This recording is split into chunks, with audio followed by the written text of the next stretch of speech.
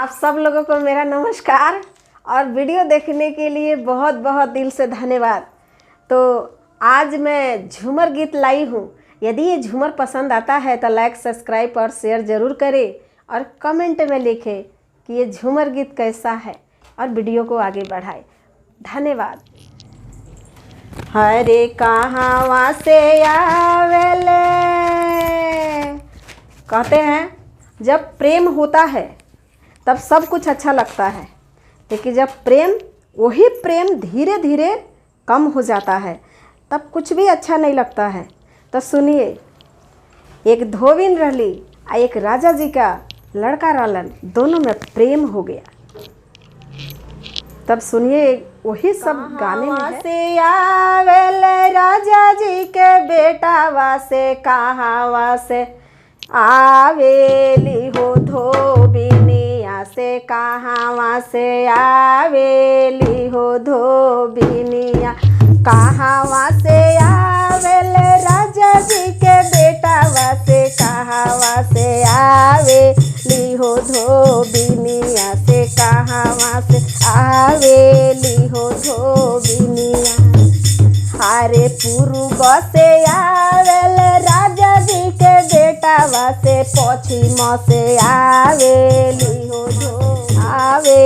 हो धोबिन से, पश्चिम से आवेली ले आवेले राजा जी के बेटा हो, राजा जी के बेटा वासे काले ले आवेली हो धोबिनिया से, का ले आवेली हो धोबिनिया से, काले ले आवेली हो धोबिनिया। चोलिया ले आवेले राजा जी के बेटा हो, राजा जी के बेटा से रेहिया ले आवेली हो धोबिनिया से, रेहिया ले आवेली हो धोबिनिया से, रेहिया आवेली हो धोबिनिया।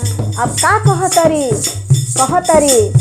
कि देखी हम जात के धोबन और रउआ राजा महाराजा के लड़का, तो हमरा से रउआ दूरे रही, ऊ कहतारी, लेकिन वो मानत नहीं खान।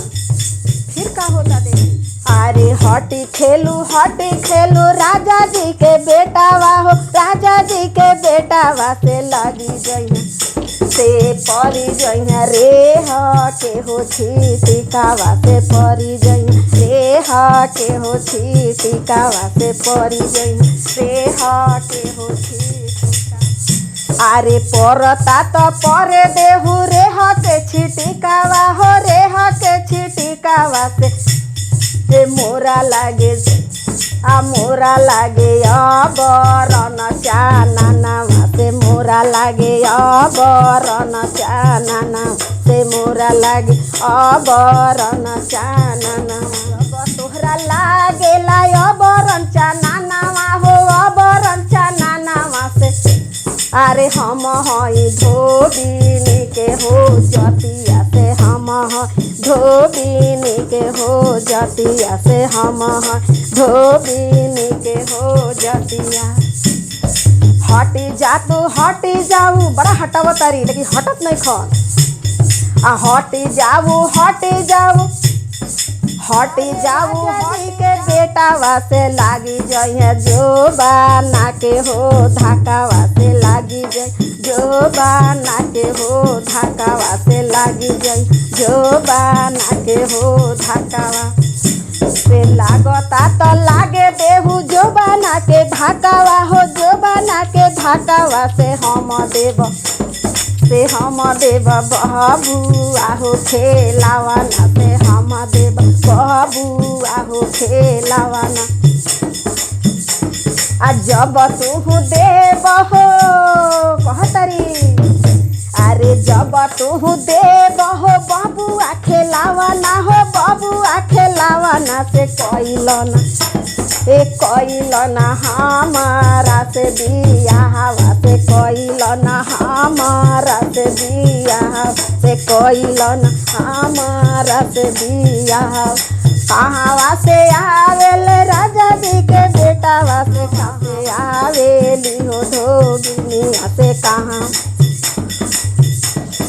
कहाँ से आवेले राजा जी के के बेटावा से कहवा से आवेली हो धोबिनी से कहवा से आवेली हो धोबिनी से कहवा से